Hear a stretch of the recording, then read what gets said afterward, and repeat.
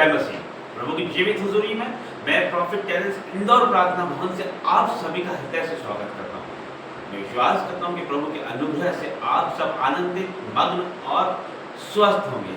प्रभु का अनुग्रह है कि परमेश्वर ने हमें जीवित रखा। परमेश्वर का अनुग्रह है कि उसने हमारे जीवनों में एक दिन और जोड़ा है। परमेश्वर का धन्यवाद करते हैं, प्रभु का धन्यवाद करते हैं, हर एक बातों के लिए परमेश्वर का धन्यवाद करते हैं। आइए हम प्रार्थना में जाएंगे।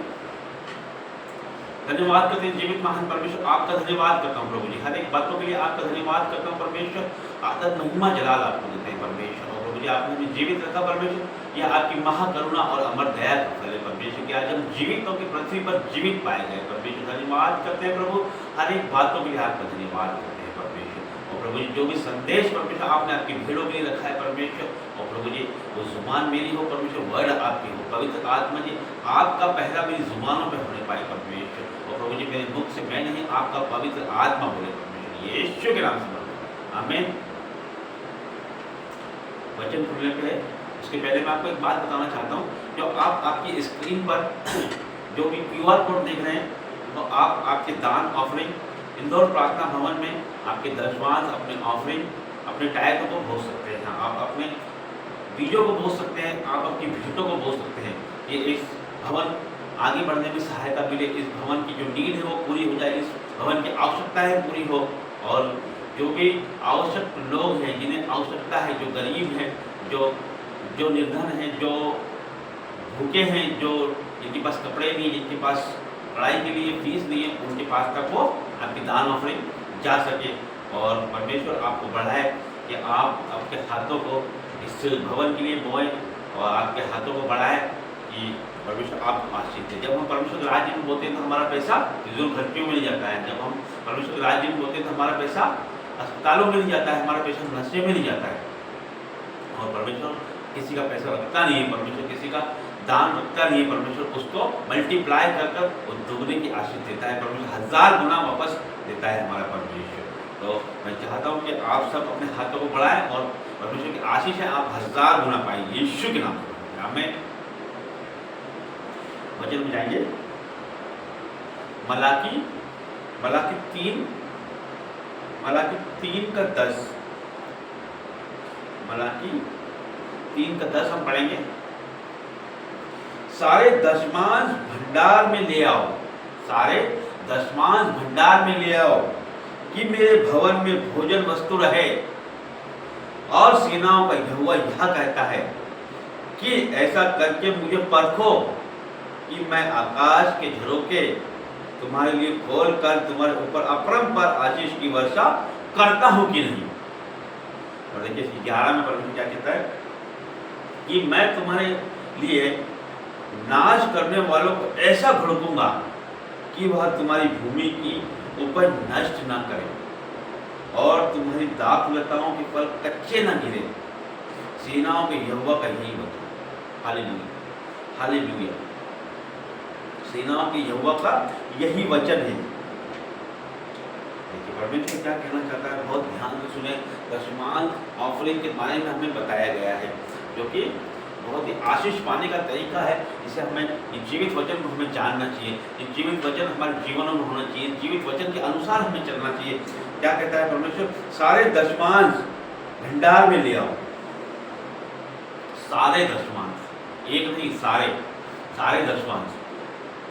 एक दिन में 24 घंटा होता है, एक दिन में 24 घंटा होता है। 24 घंटे का दशमांश कितना होगा? 2 घंटा 24 मिनट। 2 घंटा 24 मिनट परमेश्वर का। आज का दिन हमें किसने दिया है? आज का दिन हम जीवित हैं कि किसकी कृपा है? किसने दिया है हमको आज का दिन? परमेश्वर ने हमारे जीवन में एक दिन दिया है। आज हम जीवित हैं तो किसने हमें जीवित रखा है? महान सृष्टिकर्ता ने हमें जीवित रखा है, हमारे परमेश्वर ने हमें जीवित रखा है। तो ये दिन भी उसी का है, तो इस दिन का 10वां हिस्सा भी उसी का है। 2 घंटा 24 मिनट परमेश्वर के, तो वो हमें उसे देना है। उसी प्रकार आगे क्या कहा गया है कि 2 घंटा 24 मिनट तो हमें दिन समय का दशमांश हो गया, और हमारे इनकमों का, हमारी कमाई का दशमांश परमेश्वर को देना है हमें, हमारी फसलों का दशमांश परमेश्वर को देना है हमें, हमारे प्रॉफिटों का दशमांश परमेश्वर को, हमारे जो पशु पक्षी है उसका दशमांश परमेश्वर को देना है हमें। तो यहाँ इसीलिए लिखा है यहाँ पर कि सारे, एक नहीं लिखा, सारे दशमांश भंडार में ले आओ, कि मेरे भवन में भोजन वस्तु रहे। और सेनाओं का यहोवा यह कहता है कि ऐसा करके मुझे परखो। इकलौता बाइबल का ऐसा वचन है जो आपको हमको चैलेंज करता है कि ऐसा करके मुझे परखो। इकलौता बाइबल का ऐसा वचन है जो आपको चैलेंज करता है कि ऐसा करके मुझे परखो। क्या परखो? परमेश्वर क्या कहता है? सेनाओं का यहोवा यह कहता है कि ऐसा करके मुझे परखो कि मैं आकाश के झरोखे तुम्हारे लिए खोलकर तुम्हारे ऊपर अपरंपार आशीष की वर्षा करता हूं कि नहीं। यह आपको चैलेंज है, हमको चैलेंज है परमेश्वर का कि ऐसा करके देखो कि प्रभु आपके ऊपर अपरंपार आशीषों की वर्षा करता है कि नहीं। जब हम परमेश्वर के राज्य में पहुंचेंगे, जब हम परमेश्वर के लिए खड़े होंगे तो परमेश्वर हमारे लिए खड़ा होगा। जब हम परमेश्वर का नाम ऊंचा करेंगे तो परमेश्वर हमारा नाम ऊंचा करेगा। जब हम परमेश्वर का आदर करेंगे तो वो संसार में हमको आदर योग्य बनाएगा। आगे देखिए क्या कहा गया है, इसी के 11 में क्या कहा गया है? मैं तुम्हारे लिए नाश करने वालों को ऐसा भड़कूंगा।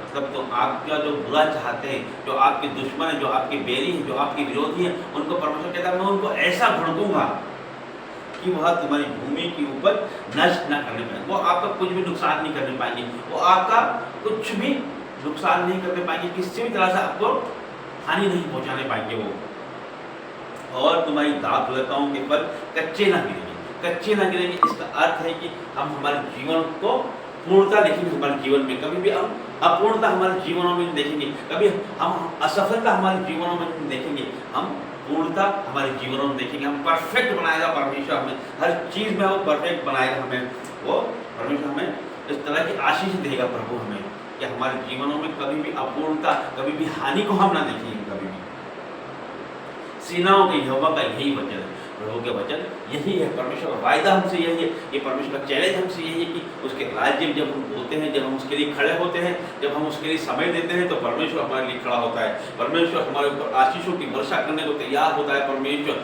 हमारे दुश्मनों को नाश करने को तैयार होता है। परमेश्वर जब हम उसकी ओर आते हैं, क्योंकि वो हमारी ओर, जब वो हमारी ओर है तो हमारे विरोधी कौन हो सकता है। तो हमको इन बात को ध्यान रखना है, परमेश्वर को ध्यान रखना है और प्रभु के राज्य के लिए हमेशा हमें आगे होना है। उसके राज्य में हमें बोलने के लिए, उसके राज्य की मदद के लिए हमें हमेशा आगे होना है। परमेश्वर के राज्य के लिए हमें देना है, बोलना है और परमेश्वर के राज्य को हमको आगे बढ़ाना है जितना हमसे हो सके। परमेश्वर के राज्य को हमको हर हृदय से आगे बढ़ाना है। हमारे तन मन शक्ति धन से परमेश्वर की सेवा हमें करना है। और प्रभु फिर देखिए आपके जीवन में किस प्रकार की ब्लेसिंग देगा परमेश्वर, क्या आशीष देगा।